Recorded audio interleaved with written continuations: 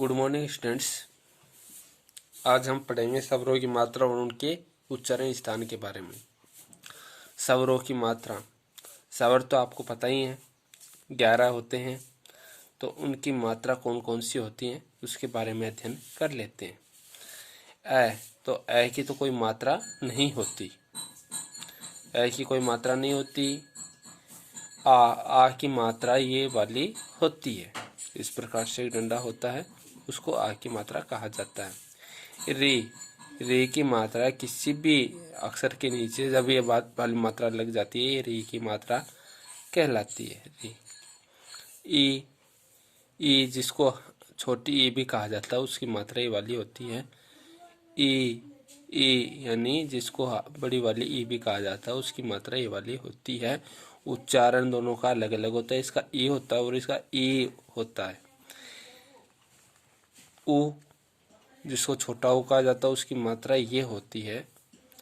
ऊ जिसको बड़ा ऊ कहा जाता है, उसकी मात्रा ये होती है। इनके उच्चारण में अंतर होता है, इसको ऊ बोला जाता है, इसको ऊ बोला जाता है। ए की मात्रा ये वाली होती है, ए में ऊपर एक मात्रा आती है। आई में ऊपर की ओर दो मात्राएं आती हैं। ओ में नीचे एक डंडा ऊपर एक मात्रा आती है। औ में एक डंडा ऊपर दो मात्राएं आती हैं। तो ये होती हैं स्वरों की मात्राएं। और व्यंजन का आपको पता है, व्यंजन की कोई मात्रा नहीं होती। क्योंकि वो स्वर की सहायता से बोले जाते हैं, इसलिए उनकी कोई मात्रा नहीं होती। अब बात आती है वर्णों का उच्चारण स्थान। अब वर्ण है, वर्ण अलग अलग स्थानों से बोले जाते हैं। कोई कंठ से बोला जाता है, कोई तालु से बोला जाता है, कोई मूर्धा से बोला जाता है, कोई होठों के द्वारा बोला जाता है। तो वर्ण है अलग अलग स्थानों से बोले जाते हैं, इस कारण उनका उच्चारण स्थान भी अलग अलग होता है। आप जानते हैं इनके बारे में कि वर्णों का उच्चारण स्थान कौन कौन सा होता है, वर्ण कहाँ कहाँ से बोले जाते हैं। तो सबसे पहले आता है कंठ्य वर्ण। जैसे इसके नाम से पता, कंठ क्या होते हैं? गले से जो ध्वनि निकलती है उन वर्णों को कहा जाता है कंठ्य वर्ण। वे वर्ण जिनका उच्चारण कर्ण से होता है उन्हें कंठ्य वर्ण कहते हैं। अब वर्ण आप बोलकर देखोगे तो जिन वर्ण का उच्चारण है वो कर्ण से होता है ना, वही कंठ्य वर्ण होते हैं। अब कौन कौन से वर्ण होते हैं? तो कंठ्य वर्ण निम्न है। कौन कौन से? ए का उच्चारण करके देखो, ए का उच्चारण अब कर्ण से हो रहा है। आ का उच्चारण भी कर्ण से हो रहा है। क वर्ग के अंतर्गत क वाली पूरी लाइन आ जाती है। जैसे क का उच्चारण करते हैं क, ख, ग, घ, तो इन सब का उच्चारण है वो कर्ण से ही हो रहा है।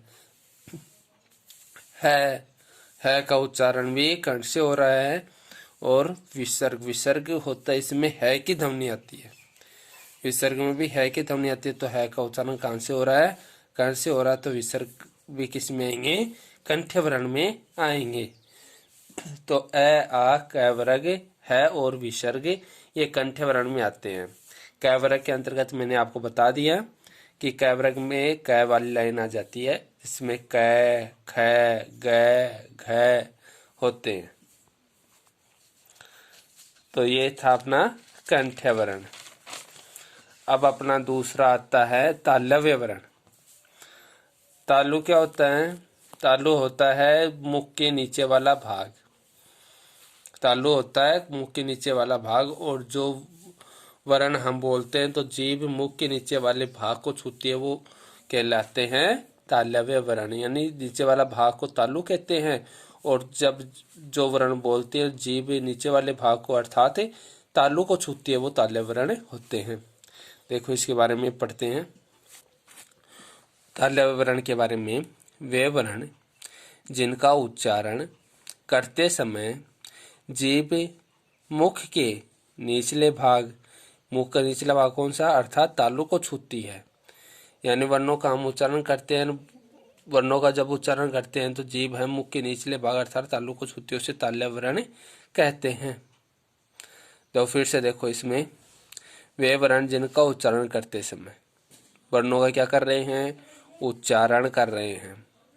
उच्चारण करते हैं तब क्या होता है, जी मुख के निचले भाग, मुख के निचले भाग अर्थात तालु को छूती है। जब वर्णों का उच्चारण करते हैं जीभ किसको छूती है, मुख के निचले भाग यानी कि तालु को छूती है, और उसे ही कहते हैं तालव्य वर्ण। तो जिन वर्णों का हम उच्चारण करते हैं जीभ मुख के निचले वाले भाग अर्थात तालु को छूते उसे तालव्य वर्ण कहते हैं। तालव्य वर्ण कौन कौन से हैं, ई चय वर्ग। चय वर्ग में चय वाली पूरी लाइन आ जाती है, च छ ज झ, ये सारे चय वर्ग के अंतर्गत आते हैं। यह और श ये तालव्य वर्ण के अंतर्गत आते हैं, क्योंकि जब इन वर्णों का उच्चारण करते हैं तो जीभ है वो तालु को छूती है, इसलिए इनको कहा जाता है तालव्य वर्ण। तो ये ध्यान में रखना है, याद करना है इसको कि ई चय वर्ग य और स ये आते हैं तालव्य वर्ण के अंतर्गत। तीसरा आता है मूर्धन्य वर्ण। मूर्धन्य वर्ण कौन से होते हैं, मूर्धा नाम सुना होगा आपने। मूर्धा होता है मुख के ऊपर का भाग, जैसे मुख के नीचे वाला भाग कौन सा होता है, तालव्य होता है, वैसे ही मुख के ऊपर वाला भाग होता है वो मूर्धा होता है। और जिन वर्णों का हम उच्चारण करते हैं और जीभ मूर्धा को छूती है, मूर्धा यानी ऊपर वाले भाग, मुख के ऊपर वाले भाग को छूती है, वो मूर्धन्य वर्ण होते हैं। देखो इसके बारे में जानते हैं। वे वर्ण जिनका उच्चारण करते समय जीभ मुख के ऊपर वाले भाग, ऊपर वाला भाग अर्थात मूर्धा को छूती है उसे मूर्धन्य वर्ण कहते हैं। यानी वर्णों का क्या करेंगे, उच्चारण करेंगे। वर्णों का उच्चारण करने पर क्या होगा, जीभ मुख के ऊपर वाले भाग को छुएगी। ऊपर वाला भाग कौन सा, मूर्धा, तो मूर्धा को छूती है, तो उन वर्णों को कौन सा वर्ण कहेंगे, मूर्धन्य वर्ण कहेंगे।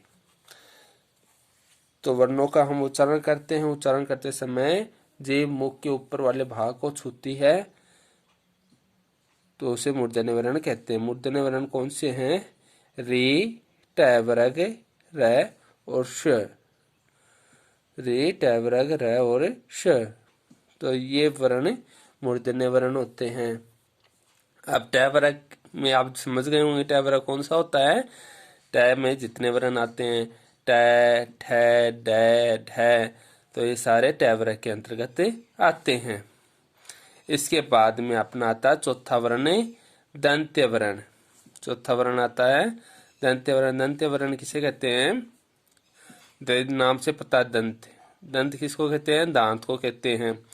और जब वर्ण बोलते हैं तो जीभ है वो दांतों को छूती है, तो वर्ण कहलाते हैं दंत्य वर्ण। तो ये होते हैं वे वर्ण जिनका उच्चारण करते समय जीभ दांतों को छूती है। जीभ किसको छूती है, दांतों को छूती है, उन्हें दंत्य वर्ण कहते हैं। कि वे वर्ण जिनका उच्चारण करते समय जीभ है वो दांतों को छूती है, उन्हें दंत्य वर्ण कहते हैं। दंत्य वर्ण कौन कौन से, ली, त वर्ग, ल और स। त वर्ग में समझ गए होंगे आप कौन कौन से वर्ण आते हैं, त थ द ध, ये वर्ण आते हैं, ये त वर्ग के अंतर्गत आते हैं। अब पांचवा आता है ओष्ठ्य वर्ण। ओष्ठ्य वर्ण कौन से होते हैं, होठ के नाम से पता चल रहा है कि वे वर्ण जिनका उच्चारण होष्ठ यानी कि होठ के द्वारा होता है उन्हें ओष्ठ्य वर्ण कहते हैं। ओष्ठ्य वर्ण कौन से हैं, उ प वर्ग, ये ओष्ठ्य वर्ण कहलाते हैं। इनका उच्चारण वो होठों के द्वारा ही हो रहा है, इसलिए इनको क्या कहते हैं, ओष्ठ्य वर्ण कहते हैं। आगे आता है नासिक्य वर्ण। नासिक्य वर्ण कौन से होते हैं, वे वर्ण जिनका उच्चारण नाक के द्वारा होता है उन्हें नासिक्य वर्ण कहते हैं। जिन वे वर्ण जिनका उच्चारण किसके द्वारा होता है, नाक के। नासिक्य का क्या अर्थ होता है, देखो यहाँ पर नासिक्य लिखा हुआ, नासिक्य का क्या अर्थ होता है, नाक होता है। तो जिन वर्णों का उच्चारण है वो नाक के द्वारा होता है, उन्हें नासिक्य वर्ण कहते हैं। नासिक्य वर्ण देखो, अंग, अड़, न, अण, न, मैं। अब इसमें देखो जो भी स्वर एक अंग, इसका उच्चारण नाक के द्वारा होता है। व्यंजन है, व्यंजन में जो भी पांचवा वर्ण है, किसी वर्ग का पांचवा वर्ण है वो नासिक्य वर्ण के अंतर्गत आता है। जैसे क का पांचवा वर्ण कौन सा है, अड़ है। च का पांचवा वर्ण कौन सा है, न है। ट का पांचवा वर्ण अण है। त का पांचवा वर्ण न है। प का पांचवा वर्ण म है। तो जितने तो किसी वर्ग का जो पांचवा वर्ण होता है व्यंजन के अंतर्गत, किसी वर्ग का जो पांचवा वर्ण है वो कौन से वर्ण में कहलाएगा, नासिक्य वर्ण में, क्योंकि इनकी ध्वनि है वो नाक के द्वारा होती है। तो अंग, अड़, ण, अण, न, म ये नासिक्य वर्ण होते हैं, क्योंकि उनका उच्चारण है वो नाक से हो रहा है। अब देखो कंठ तालव्य वर्ण। कंठ, कंठ से नाम समझ रहे हो आप, कंठ, तालव्य यानी तालु को। जिन वर्णों का उच्चारण कंठ और तालु दोनों के द्वारा एक साथ होता है, कंठ तालव्य मतलब कंठ और तालु दोनों के द्वारा हो रहा है, किसी एक वर्ण का उच्चारण है वो कंठ और तालु के द्वारा हो रहा है, वो कहलाता है कंठ तालव्य वर्ण। वे वर्ण जिनका उच्चारण कंठ तालु से होता है, कंठ और तालु से होता है, उन्हें कंठ तालव्य वर्ण कहते हैं। ये निम्न है, जैसे ए, एक आई। तो ए आई का उच्चारण है वो कंठ से हो रहा है और जीभ है वो तालु को छू रही है, इस कारण ये हो गया कंठ तालव्य वर्ण। इनका उच्चारण कंठ से हो रहा है और जीभ किसको छू रही है, तालु को छू रही है, इसलिए इनको नाम दे दिया कंठ तालव्य वर्ण। अब आगे आता है कंठोष्ठीय वर्ण। कंठोष्ठीय, अब इसमें देखो कंठ और ओष्ठीय, ओष्ठ मतलब है होठ, तो दो नाम आ रहे हैं। तो जिन वर्णों का उच्चारण कंठ और होठों के द्वारा एक साथ होता है वो कहलाते हैं कंठोष्ठीय वर्ण। जिन वर्णों का उच्चारण कंठ तथा ओष्ठ के द्वारा एक साथ होता है उन्हें कंठोष्ठीय वर्ण कहते हैं। कंठोष्ठीय वर्ण कौन से हैं, ओ, औ, क्योंकि इन दोनों का उच्चारण है वो कंठ और होठों के द्वारा एक साथ हो रहा है। देखो ओ, औ, तो ओ, औ की ध्वनि है वो कंठ से निकल रही है, लेकिन होठों का भी प्रयोग किया जा रहा है, इसलिए होते हैं कंठोष्ठीय वर्ण। अब आता दंतोष्ठीय वर्ण। दंत, देखो इसमें दंत और ओष्ठी है, दंत और होठ दोनों ही जुड़े हुए हैं। तो जिन वर्णों का उच्चारण है वो करते समय जीभ दांतों को छूती है और होठों को छूती है, वो कहलाते हैं दंतोष्ठीय वर्ण। जिनमें जिन वर्णों का उच्चारण है दंत और ओष्ठ दोनों के द्वारा एक साथ होता है उन्हें दंतोष्ठीय वर्ण कहते हैं। जैसे वह वर्ण है, इसका उच्चारण दांतों और होठों के द्वारा एक साथ हो रहा है, इसलिए हो गया दंतोष्ठीय वर्ण। तो ये सारे वर्ण हैं, इनके जो उच्चारण स्थान है इनको आप बोलोगे और बोलोगे, इनकी ध्वनि का पता आप लगाओगे कि ध्वनि कहाँ से निकल रही है, तो ये कौन सा वर्ण होना चाहिए, जीभ किस भाग को छू रही है तो ये कौन सा वर्ण होना चाहिए। तो ये आप सब अभ्यास के द्वारा ही कर सकते हो। तो सभी वर्णों को बोल करके उनके उच्चारण स्थान का पता लगाना होगा और इन्हें याद भी करना होगा। तो आपको इसे याद करना है, और जिन बच्चों ने नोटबुक में नहीं किया मैं इसकी फोटो भेज देता हूँ, उन्हें अपनी नोटबुक में भी करना है। धन्यवाद।